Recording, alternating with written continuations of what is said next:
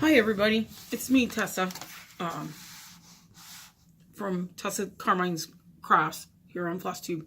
I wanted to come to you with my Maynia plans for this year. I wasn't going to do Maynia because I did it last year. I didn't do it the first couple of years. Everybody else was doing it. I did it last year. I thought, oh, I've got enough to do. Well, I kind of decided just to take what I'd started last year. There's a lot of them I only did 10 or 15 or maybe 50 stitches on, and just kind of put those back in the works along with some new ones. I did finish some, which was kind of cool because there were things that brand new stuff that started and I actually got it done. I actually got my enabled, that's what some of you guys call it, Handwork Maniac here on FlossTube.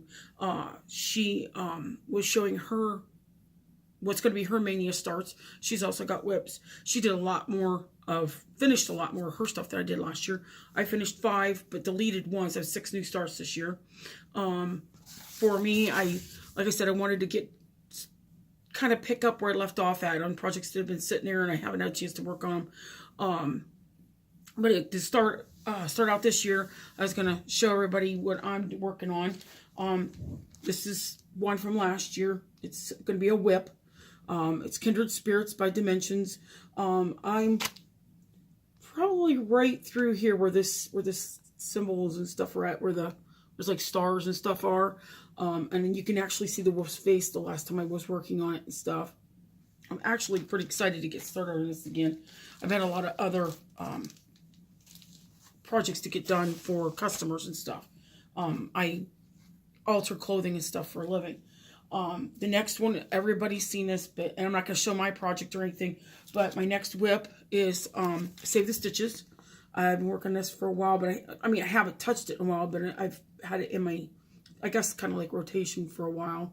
I hope to get back to it. I don't know, probably about the quarter mark or so up there at the top. I've still got a lot of fill-in on that section, but I got the outline on that done.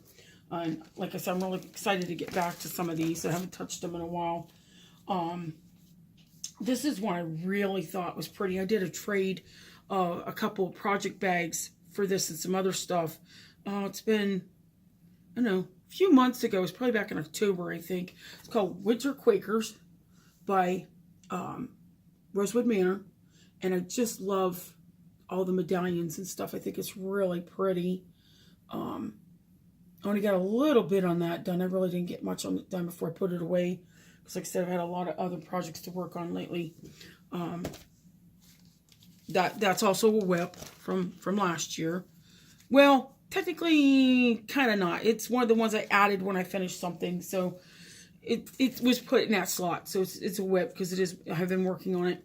This is the one I've never worked with over-dyed threads before. I got my threads from Carrie's Creations, which I'm glad I got them before she stopped doing it. But I got it for this. It's called Ink Circles Cirque de Caroux. I think that's how it's pronounced. It's French. And I just think it's beautiful. The thread is blue, green, and like a dark purpley lilac color. And it's just beautiful. I love the colors in it. I'm really trying not to catch. There. No glare. Yay. No glare. And then the next one, which this is one of my new starts. It's another one of those ones where I made a project bag. And Lady and I did a swap on one of the Cross Stitch Barter, I think is the group on Facebook. And this one's also by Rosewood Manor. And that will be a new start for this year. Not sure about the threads though. I got the fabric out yesterday, but I didn't get the threads out, so I have to get threads out for this one. But yeah, I really like that one too. And then there's one in here. I got this a while ago from, I think my aunt bought it for me a while ago. And I really liked, it's like blue work. It's just supposed to be like a blue and white. You're supposed to do a white background. And I thought it was really cool. This is the, let me see if I can find the overall pattern so you can see what it's supposed to look like when it's finished. And of course, I can't find it. Oh, here it is. it's supposed to look like this. So kind of Delft blues, Dutch or Finnish look to it. I thought it was really pretty. I love the color blue, different shades of it. And I really liked just this motif here. I thought that was really pretty. Oh, I picked the book up multiple times and not realizing that on the other page, that's exactly what somebody did, they worked it out to where they just made that design and then put it on a stool. Well, they used 10 count. I'm not going to do 10 count. I'm going to use a 14 count and go over 2 stitches so I can make it really big, because I want to make a really big like focal pillow out of it. I think it'd be really pretty. I'm trying to keep this in frame. There we go. So you can get a really good idea of how pretty it really is. So I'm just going to do just that central motif to put on a large piece of Lincoln cloth. Oh, I've phased out there. Not sure what I need to do. Okay, there we go. Got it to come back. There we go. And then, so that's going to be one, and that's going to be a new one. And then, this was one that was from last year, but I started doing it sideways. I was supposed to do it up and down, and it's supposed to be, or I started doing it sideways, that's what it was. And it's actually supposed to go up and down. I miscounted, and then realized I didn't like the fabric, and so I'm going to restart it on some really pretty Lugana, and it is Winter Beauty Princess. I called it Italian Winter, or Italian Beauty Princess, because it's actually written, some of the pattern's written in Italian, and I just thought she was beautiful. I can't wait to get it started. I've never done one of the ladies. That was one of the slots that I opened up for another project this year. So I was going to do one of the Lavender and Laces, the Celtic Summer, and I'd rather do this one lady first and see how I like it and stuff first. And then the next one is a Busilla kit. I got it a long time ago from Quilt Guild, like in a gift exchange or something like that. And it's like petit point, I think that's what it's called, where you only do the half stitch. And it's with a thicker yarn. Well, not with a yarn, but thicker floss. It's a heavier duty floss, and it's on a pre-printed canvas. And I got about a quarter of it done so far. The colors are pretty vibrant. This pretty close to what it really looks like when it's done, because all the colors are pretty close to the same as what's on in the kit and stuff. So that's another one. And then this one, I'm not sure if you'll even be able to see it. It's I've always liked that poem, dance as if no one were watching, sing as if no one were listening, and live as if it was live every day as if it was your last. And I like the poem, so I hand graphed it a while back, and I'm working on that. I'm going to use I think it's like a rayon. It's going to be real shiny. It's really pretty. It's purple. So I'm working on that. That's another one of the whips. And then this is the one. I've had this one for a long time, and I finally got it started. And I got like the center piece of his wing done. Isaiah 40:31. It was my son's life verse when he was little. We don't baptize, but we dedicate babies when they're little to say we're going to raise them in the church. But I got just like this whole section right here, the beginning of his, outside of his wing right there. And that's the only thing. I haven't worked on it in quite a while, but I really like it. I can't wait to get back to that one. And then this one is a pattern. I do not know where to get it from, because I found it in the library years ago, and I took a print of it. Copied it real quick, thinking I would just put on something small, like maybe make a pincushion out of it. I never got around to it. And then I ended up with a cross-stitch tablecloth, and the center of it is cross-stitch fabric in the middle. And I'm going to put this at the 4 corners, and it's round, and I have a little round table that I can throw it on when it's done. It'll be really, really pretty. I can't wait to get it done. But yeah, there's another one. And then the next one is a book I got for my birthday last year. It's called Fantasy Cross Stitch. If anybody wants to see what's in this, let me know, and I'll do a review. Show everybody the pages in it, all the different pictures. But the one reason that I really like this. Well, there was 2 reasons. One, because of all the magical and, you know, different things like that. I thought they were cool. But the other one was this. You probably won't be able to see it very well because they didn't take a very good picture. But it's supposed to be, if I could get him right side up, it'd be nice. I can't see in the picture if you guys could see it or not. But it's supposed to be Merlin with a sun and moon, or phases of the moon around him. And then there's also stars done on a navy blue fabric. Well, I'm already doing one project in navy blue, and I don't think I'm going to do anything on a dark fabric again. But I had hand-dyed some Ada a while back, and it's a really dark purple, and I think it'd look really cool. Can't tell if he's right side up or not.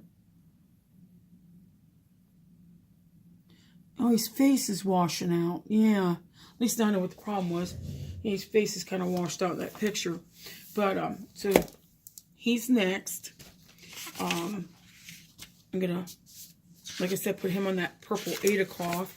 And then when that one's done, I was thinking about just framing that one and put it in my office. I think that'd be really cool. The next one is a dresser scarf. It was a kit from a long time ago. It was like in a little box. Somebody had given it to me. And it's Montgomery Ward's, and it's got pre-printed, there you go. You can see it now. Design on it. And then you're just supposed to do white work. So I've got some of them done. I think there's 6 blocks altogether. I've got this one done. It's mainly just French knots. It's across stitches. It's not real difficult. I just haven't had a chance to get to it lately. That's another one of the whips from last year. Like I said, I've been really busy with my business and stuff. And then this one's something I've wanted to do for a very long time. It's the Paula Vaughn.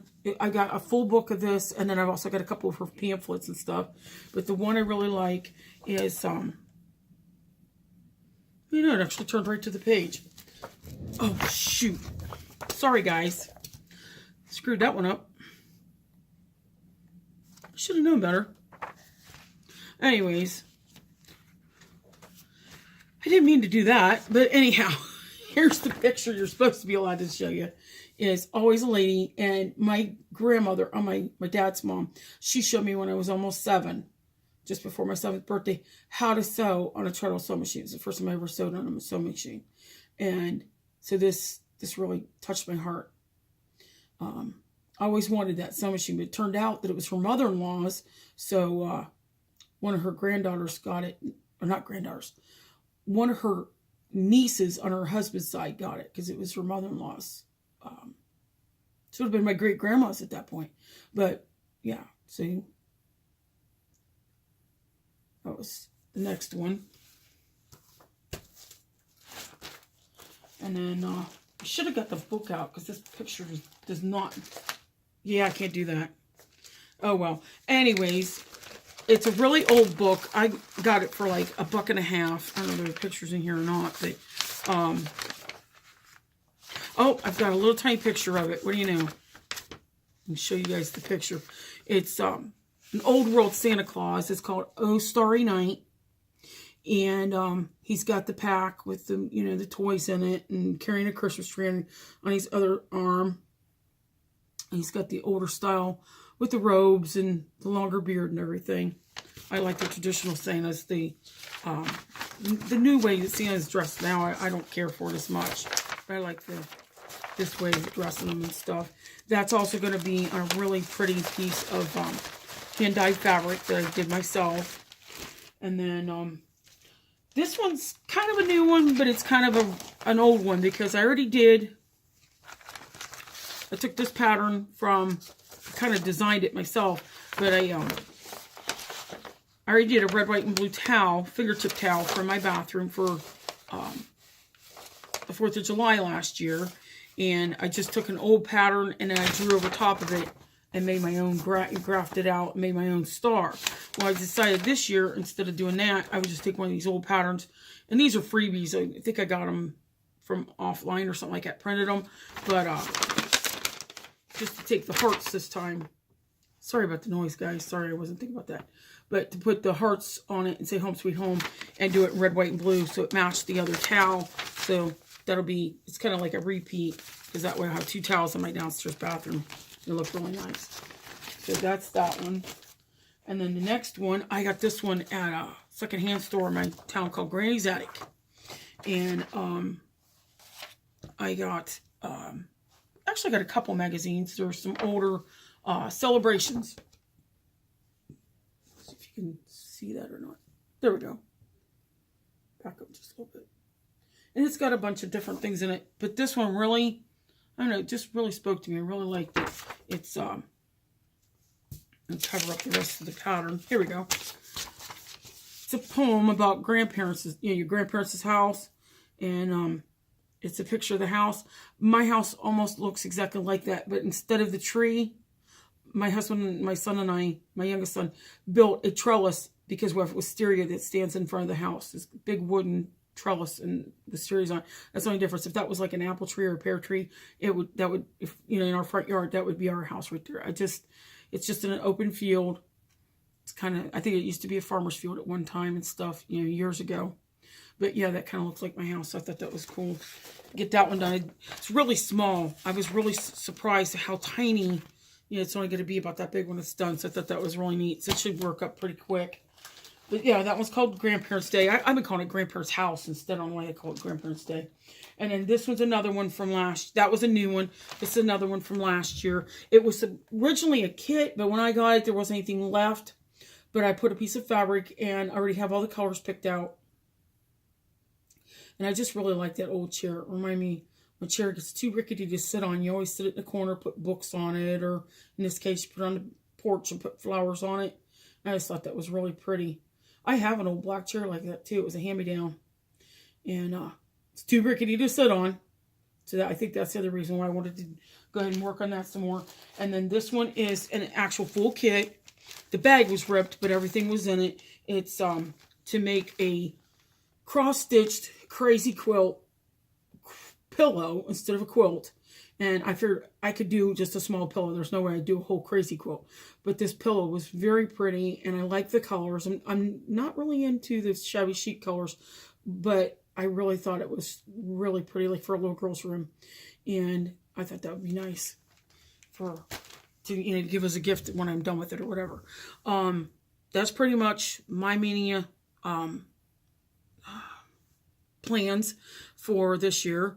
I figured I'd start on the 1st and then maybe keep going. And in the same date, I've got these marked as 1 through 18, and then go back through and do like 19, or 1 through 19, excuse me, 1 through 19, and then go back through and redate them, 20, 21, 22, like that. And then work on them again and just keep doing that and basically keep up with my rotation. Maybe I'll actually get something, especially some of these bigger ones like Save the Stitches and Kindred Spirits are to me are very big. The Kindred Spirits, I actually started it once 14 years ago and put it away for a while. And when I got it back out, it was ripped. So I wouldn't even touch it for years. It just sat in the drawer because I was upset because I don't know whether I stabbed with scissors or, something, knitting needle, because it was just in a bag of some mixed stuff. Well, it was in a storage box. We moved 2 times and, it got messed up. So I had to start it completely over from scratch. I had the whole center section of the, I'd done it on navy blue Ada. Well, actually, it's like midnight blue. And I had this entire section all the way across here done, like just below her head all the way across, and there was a big hole right there, and there was no way I was going to be able to fix it. So it took me a long time to decide, and it was weird because I was like, oh, I'll probably never do that. I just put it, put all of it away and stuff. But by watching FlossTube, you guys have really encouraged me and inspired me to get my cross stitching back out. Even though I have all these other projects, I quilt for a living, I alter clothing, I make rag rugs make rag rugs and sell them and stuff. I do paper crafting and stuff like that as well. That you guys have really inspired me, and I really appreciate FlossTube and getting to know everybody. There's so many wonderful people out here that I've learned so much stuff. I mean, I've been cross stitching, sewing stuff for almost 50 years because I was like I said, almost 7 whenever I started, and I'm 53 now. So I've been sewing for a long time, and I really enjoy the craft. I love having needle and thread in my hand, or sewing with cross stitching, embroidering, or even just with a pair of knitting needles and sit down and I knitted myself a blanket a few months ago. So I love the fact that you guys are so helpful. Whenever somebody's got a question, they can put it on your YouTube video, or they've got Facebook and stuff now. We're just the Facebook groups. I've learned so much from you guys, and the biggest thing is just having the patience to wait till somebody goes, okay, this is the question you have, this is what we can do. And sometimes it's within a couple hours, sometimes it's not for a day or so. It's absolutely amazing. And the stuff you guys show me, I was so in love with the Hades, but it's like I knew I'd never finish one. And then when I saw Liz Almond Save the Stitches 2 years ago, I was like, I need to do that. I need that pattern right. And that's where you guys, I totally understand being enabled to do stuff, to get stuff. You buy the pattern and the fabric and the thread and everything. That was the other thing. I don't know whether I've shown anybody my thread drops. I don't think so. I really want to show those off. Hold on. I'm back. Yeah, I gotta stop getting so close to the screen. Sorry about that, guys. They're not real thread drops. This is something I saw Teresa Little Stitcher, and I think it's Lori Kismet Stitches. I think that's right. But anyways, everybody's got these different ideas about how to take care of their threads. Well, I've bobbinated. First, it was just, I would try to keep it within those little sheaths, and it would drive me nuts. And then I finally moved to bobbins, and then they were just in a little sewing box, and then eventually moved up to the little storage boxes that are supposed to be for, like jewelry or whatever. And then finally got got a couple fancy threads on the cards, and then somebody said something about thread drops, and somebody had given them something, and I was like, what are they talking about? And then I watched Teresa Little Stitcher back in January, and she'd ordered some from I think a lady in Colorado. I don't remember the name of the store. If you look up Teresa's website or YouTube channel, you'll see her thing back in January. You can go back and watch hers. She ordered a bunch of it. I was like, I don't have that kind of money. There's no way I can get that.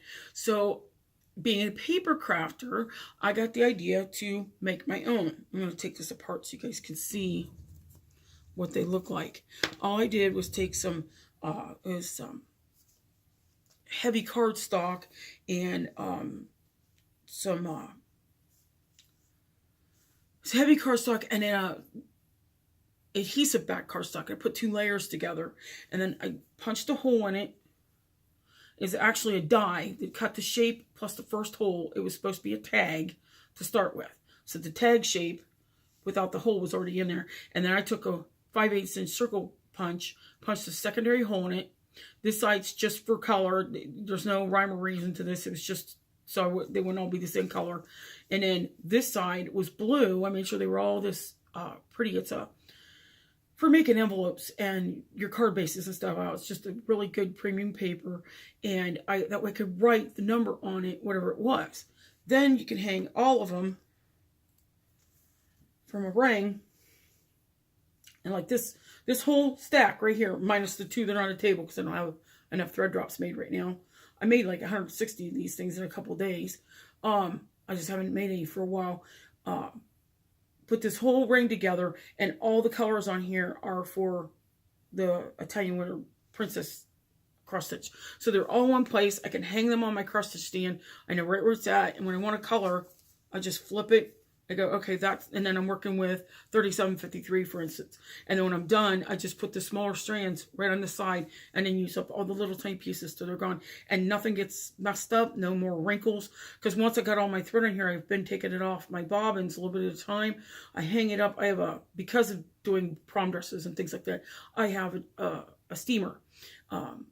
A dressmaker steamer, and I actually steamed all of my threads once they were on here, and it got rid of all the wrinkles, no more creases or anything, and it just makes it lovely to work with, and they don't knot as much.